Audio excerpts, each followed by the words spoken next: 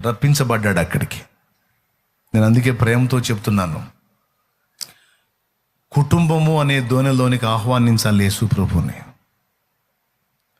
మన ప్రతి కార్యములోనికి ప్రభువుని ఆహ్వానించాలి. మన జీవితాల్లోనికి, మన కార్యాల్లోనికి, మన ప్రయత్నాల్లోనికి, మన పరిస్థితుల్లోనికి ఆయన్ని ఇన్వైట్ చేయాలి. ఆయనను వాటి ముందుకు తీసుకెళ్ళాలి, ఆ పరిస్థితుల ముందుకి. సహజంగా మనం చేసేది ఏంటంటే మనం వెళ్తుంటాం వాటి ముందుకి. కాదు, ప్రభువుని ఆహ్వానించాలి. అందుకే ఏమన్నాడో తెలుసా? శ్రమ సంభవించిన ప్రార్థన చేయమన్నాడు. అంటే ఏంటో తెలుసా? ఆయన ఆహ్వానించమన్నాడు. సమస్యలు ఇరుక్కున్నావా?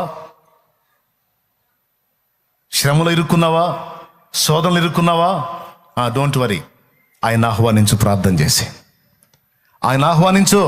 ఆయన వచ్చాడంటే సమృద్ధితో నింపబట్టమే కాదు, సమస్యల పరిష్కారం కూడా జరిగింది.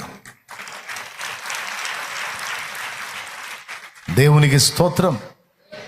యాయీరు తన ఇంటికి ఆహ్వానించాడు ప్రభువుని. ఎందుకో తెలుసా? కూతురు మంచంలో పడుంది. 12 ఏళ్ల వయసు కలిగిన కూతురు చావు బ్రతుకుల మధ్య కొట్టుమిట్టాడుతుంది. యేసు ప్రభు వారు ఆ యాయీరు దీన మొర విని అతని ఇంటికి బయలుదేరాడు. కొంచెం దూరం వెళ్ళిన తర్వాత ఆయన పని వాళ్ళు ఎదురొచ్చారు. బోధకునికి శ్రమ పెట్టవద్దు, నీ కుమార్తె చనిపోయిందన్నారు. బోధకునికి శ్రమ పెట్టవద్దు, నీ కూతురి లేదు, అయిపోయిందన్నారు. అంటే ఆ శరీరాన్ని ఖాళీ చేసి ఆ జీవాత్మ వెళ్ళిపోయింది. అక్కడ ఖాళీ శరీరం ఉంది. దేవునికి స్తోత్రం కలుగును గాక. అక్కడ ఏమి శరీరం ఉంది? ఇల్లు ఖాళీ చేసి వెళ్ళిపోయినట్టుగా ఆ పాప, 12 ఏళ్ల పాప తన శరీరాన్ని ఖాళీ చేసి వెళ్ళిపోయింది. పెద్దగా ఏడ్చాడు యాయీరు ఈ మాట విని. వెంటనే యేసు ప్రభు ఆయన వైపు తిరిగి, భయపడకో, నమ్మిక మాత్రం ఉంచు, ఆమెకేం కాదన్నాడు.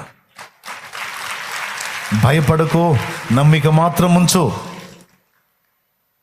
అని యేసు ప్రభు అంటే పని వాళ్ళ మాట పట్టించుకోకుండా యాయీరు యేసు ప్రభుని ఇంటికి ఆహ్వానించాడు. ఇంటికి ఆహ్వానిస్తే ఏం జరిగిందో మీకు తెలుసు?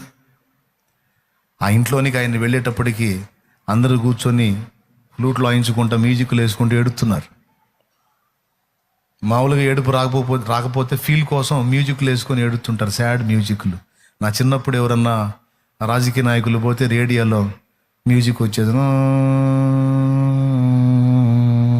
అని సాడ్ మ్యూజిక్ వచ్చేది.